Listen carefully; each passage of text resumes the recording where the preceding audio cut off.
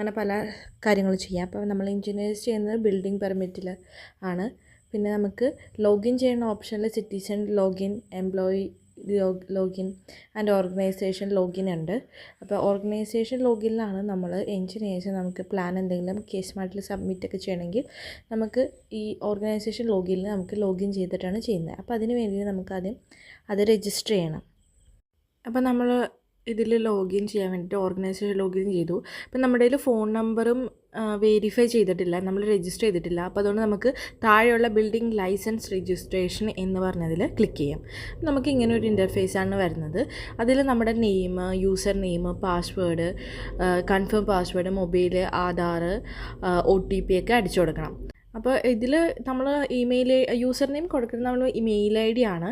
പിന്നെ പാസ്വേഡ് നമ്മൾ strong password കൊടുക്കണം. അറ്റ്ലീസ്റ്റ് 8 ക്യാരക്ടേഴ്സ് ഉള്ള പാസ്വേഡ് വേണം നമ്മൾ കൊടുക്കാനായിട്ട്. പിന്നെ മൊബൈൽ നമ്പറും ആധാർ നമ്പറും ആയിട്ട് ലിങ്ക് ചെയ്തിരിക്കുന്ന മൊബൈൽ നമ്പർ ആയിരിക്കണം നമ്മൾ ഇതിൽ കൊടുക്കേണ്ടത്. കാരണം നമ്മുടെ ആ മൊബൈൽ നമ്പറിലേക്കായിരിക്കും നമ്മുടെ ആധാർ കാർഡിൻ്റെ നമ്പർ അടിച്ചു കൊടുക്കുമ്പോൾ OTP വരുന്നത് ആധാർ കാർഡും മൊബൈലുമായിട്ട് ലിങ്ക് ചെയ്ത നമ്പറിലേക്കായിരിക്കും. അപ്പോൾ അത് ഒന്ന് ശ്രദ്ധിക്കുക. അപ്പോൾ നമ്മളിപ്പോൾ എല്ലാം അടിച്ചു കൊടുത്ത ശേഷം രജിസ്റ്റർ ചെയ്യാം. ഞാനിപ്പോൾ ഇത് ഓൾറെഡി രജിസ്റ്റർ ചെയ്താറുണ്ട്. ഞാൻ ആ ഇൻ്റർഫേസ് നിങ്ങൾക്ക് കാണിച്ചു തരാം അടുത്ത സ്റ്റെപ്പിൽ. ഓക്കെ, അപ്പോൾ ഇതാണ് നമ്മളത് ചെയ്ത് തുടങ്ങിയ ഒരു ഇൻ്റർഫേസാണിത്. അപ്പോൾ ഇതിൽ നമ്മൾ പേഴ്സണൽ ഡീറ്റെയിൽസാണ് അടിച്ചു കൊടുക്കാൻ കാണിക്കുന്നത്. അപ്പോൾ നമുക്കിതിൽ പേരും അഡ്രസ്സും നമ്മുടെ ഡേറ്റ് ഓഫ് ബർത്തും കാര്യങ്ങളൊക്കെയാണ് നമുക്കിതിൽ അടിച്ചു കൊടുക്കാനുള്ളത്. അതെല്ലാം നമുക്ക് അടിച്ചു കൊടുക്കാം. City, district, pincode, gender, place, state, post ഓഫീസും.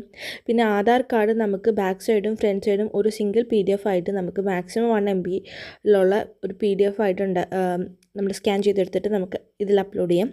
പിന്നെ ഫോട്ടോ നമ്മൾ ചെയ്യുന്നത് പാസ്പോർട്ട് സൈസ് ഫോട്ടോ നമുക്ക് JPG ഫോമാറ്റിലാണ് നമ്മൾ അപ്ലോഡ് ചെയ്യുന്നത്.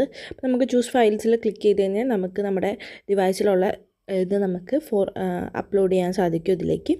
ഇതെല്ലാം കഴിഞ്ഞ ശേഷം നമുക്ക് എന്ത് ചെയ്യാം, ആധാർ കാർഡ് ഒരു സിംഗിൾ ഫയലിൽ വരാനായിട്ട് ശ്രദ്ധിക്കുക. അപ്പോൾ ആധാർ കാർഡ് നമുക്ക് ആദ്യം PDF ആയിട്ട് എടുത്തിട്ടേക്കാം. അതിന് ശേഷം നമുക്കത് അപ്ലോഡ് ചെയ്യാം.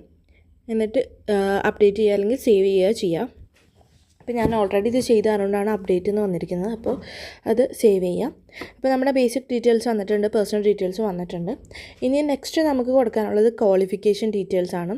പിന്നെ ക്വാളിഫിക്കേഷൻ ഡീറ്റെയിൽസ് ആണ് നമ്മുടെ സ്റ്റഡീസ് ആണ് ചെയ്യേണ്ടത്. ദാറ്റ് ഈസ് എന്ന് പറഞ്ഞു കഴിഞ്ഞാൽ നമ്മുടെ SLC മുതൽ നമുക്ക് എന്തുമാത്രം ക്വാളിഫിക്കേഷൻസ് ഉണ്ട്, BTech, MTech എന്തൊക്കെയുണ്ട് അതെല്ലാം നമുക്കിതിൽ മാർക്ക് ചെയ്യാം. അപ്പോൾ അതിൽ മാർക്ക് ചെയ്യാൻ വേണ്ടിയിട്ട് നമുക്കവിടെ സൈഡിലൊരു പ്ലസ് ചിഹ്നം ഉണ്ട്. അതിൽ ക്ലിക്ക് ചെയ്ത് കഴിഞ്ഞാൽ നമുക്ക് അതിൽ ആഡ് ചെയ്യാനുള്ള ക്വാളിഫിക്കേഷൻ ഡീറ്റെയിൽസ്